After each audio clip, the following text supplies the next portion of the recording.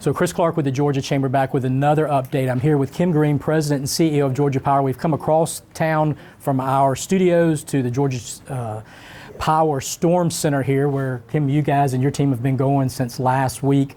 Thank you for what you guys have done. I know you've been out in the field, and let's just start with what you've seen. I know you've been all over Georgia. Tell me about how bad the damage is and your perceptions there. Sure. Thank you very much, Chris, for the opportunity. And this damage is unlike anybody who works here has ever seen. And we've got employees who've been here over 40 years, who've worked a lot of storms. And this devastation is worse in terms of just what they're seeing in terms of the tree damage and home damage and the damage to our system. And it's unprecedented in terms of the extent of the damage, the expanse of the damage. We all understand that it started, in South Georgia in that Valdosta area. I started from Atlanta. I went to Macon. I went to Valdosta. I drove from Valdosta over through Homerville, through Waycross, over to Brunswick, up to Savannah, through Vidalia, or Statesboro first, then Vidalia, then over to Augusta. The damage is extreme in all of those places. And so and in Savannah, for example, people tell me this is like Hurricane Michael, except worse. Okay. And Augusta is just as bad, maybe worse. So it's as though I feel that we are responding to 4 hurricanes. A hurricane in Savannah, a hurricane in Augusta, a hurricane in Vidalia in central Georgia, and a hurricane in Valdosta and Homerville and South Georgia. Right. So the expanse of this extreme damage is, again, unlike anything anybody's seen. And then you've got the flood damage and the water damage, and then we've seen tornadoes all over Georgia as well, so just compounding that issue.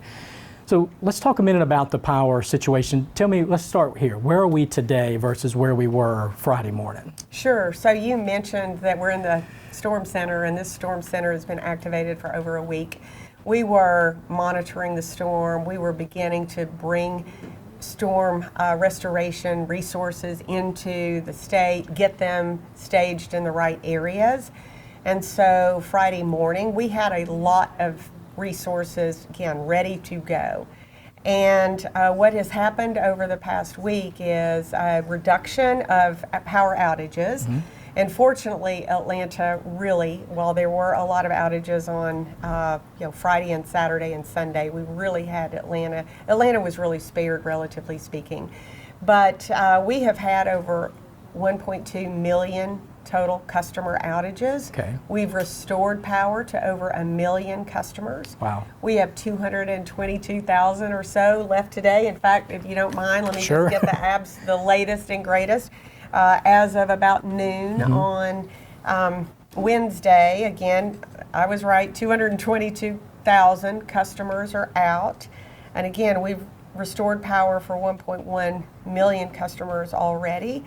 And we have increased the number of resources that we had. We started with about 10,000 resources, and after surveying the damage and understanding the extent of the damage, again, across so many square miles, we have actually increased that now to over 20,000 resources. So we have, of course, all of our Southern Company resources, Georgia Power, Alabama Power, Mississippi Power, and we have reached out to utilities across the country, all the way from California, Canada, the north, all the way across North America, really. Right.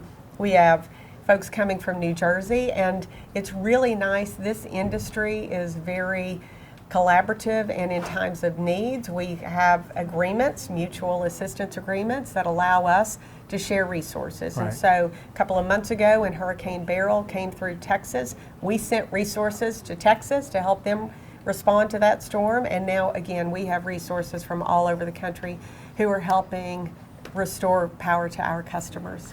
It's remarkable to think that many people out there just from the Georgia Power standpoint. That's more than my hometown. That's a whole town in South Georgia out there working on this issue.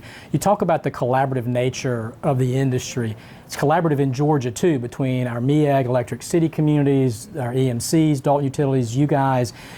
One thing we haven't talked about on these briefings so far is the whole generation structure. Can you kind of give us insights of how we fared on the generation, the big transmission lines all the way, and what that system looks like and how you have to consider it as you bring power back onto someone's house? So our generation resources, our power plants fared very well. It was really our transmission system and the distribution system, those wires that people see, that were the most heavily impacted. So the high voltage transmission lines, those are the ones that really come out of the power plants. In the most heavily affected areas that I spoke about earlier, the Valdosta, Savannah, Vidalia, Augusta, almost half of those transmission structures were damaged. Wow. That is unprecedented. And then, of course, the distribution system. Those are the lines that come to people's homes, and everybody sees power poles that are bringing those lines to the homes.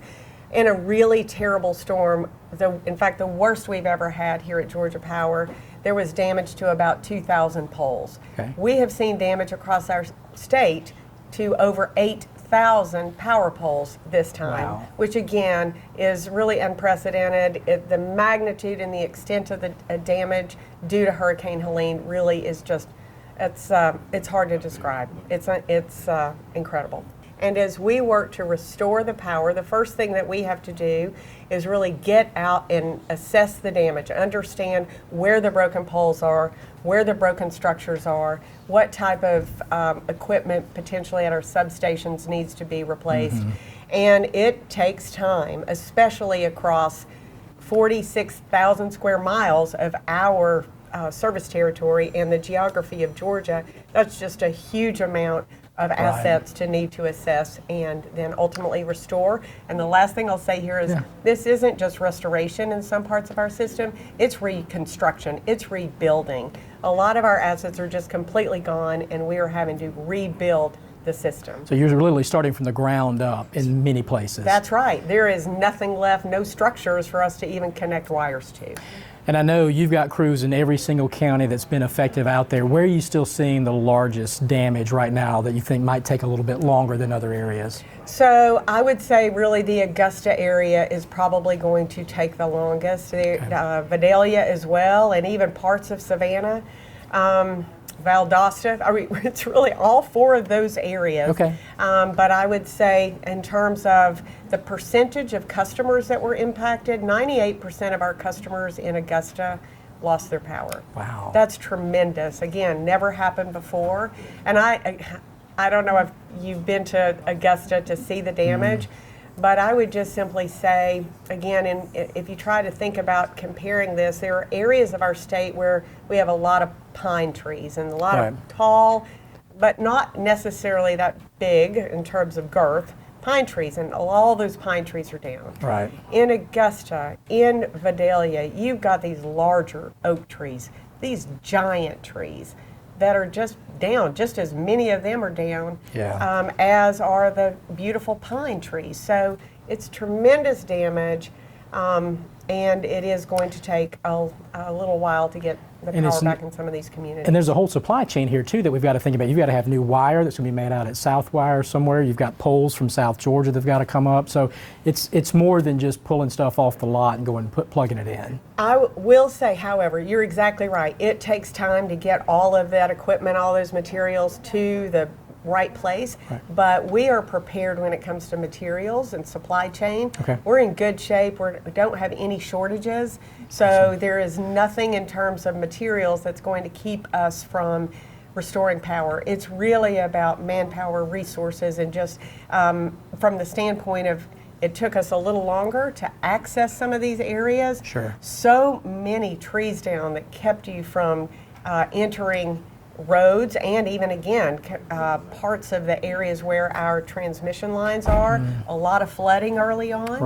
And so we are up to, again, 20,000 resources. We've got to make sure that all of these men and women who are coming to our state have a place to sleep, are getting fed, have showers, have laundry. So we have 28 base camps all across Georgia where all of these men and women come in the evening, get a meal, get some sleep, and then they take off first thing, way before daylight. So let's talk about them for a minute, because I really feel like those linemen and those support crews, they're the unsung heroes of all of this. They're out there before the storm started, in the middle of all of it. Just talk about how proud you are of them and the work they're doing. I am so proud of all of our folks. Let me just say, our line workers are heroes.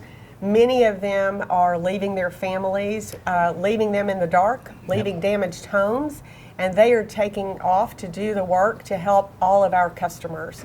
And so they are incredible. Again, we have all of these employees from all over the country who are coming to take care of us, and they are heroes as well. Yeah. The other group of people that I really want to make sure that we're thanking, it's the people in the corporate office who are not necessarily climbing the poles, but if Right. we don't have people who are manning all of these base camps, I was at one in Dublin this morning, and the people who are responsible for that work in our accounting organization, accounting and finance, and our land organization. So everybody at Georgia Power gets tapped in a storm. It takes so many people to ensure that we provide the support that these line workers need, engineers, transmission, control rooms. The people here in this storm center, again, have been here for over a week. They work long hours. Everybody at Georgia Power wants nothing more than to restore energy to our customers. We understand how important energy is to everybody's daily lives. We're very proud to have the opportunity to provide something that everybody needs. And this mission is felt deeply by everyone. Well, I think we get to a point where we take it for granted. We turn the lights on, and it's there because of you and our other power providers. This reminds us of what an invaluable resource and how our whole lives are powered by this. Thank you for you and your team. I'll give you one last opportunity. Any advice that you have for those men and women that are out there that maybe are seeing this on Facebook and don't have power yet? So, Chris, I would just appeal to everybody. First of all, thank you very much for your patience. Stay safe out there. There are still situations where you may see lines in the road, and as we re-energize our system, we want to make sure that people respect the fact that power lines still could be hot. So stay safe, stay patient. If you see a line worker out there, a crew, I hear from the group this morning, they like pizza and they like snacks. So we want to make somebody's day, say thank you to these folks. I assure you, they are working so hard to restore the power, and they really do care. So thank you again very much. Kim, thank you. I think what we've seen over and over again during difficult times is this Georgia way, public-private coming together, helping each other out, sacrificing, and we see that with y'all. Thank you for you and your folks that are in this room since last week and will be here, I know, for a long time to come as we work through this. Thank you so much. You're very welcome. Thank you, guys.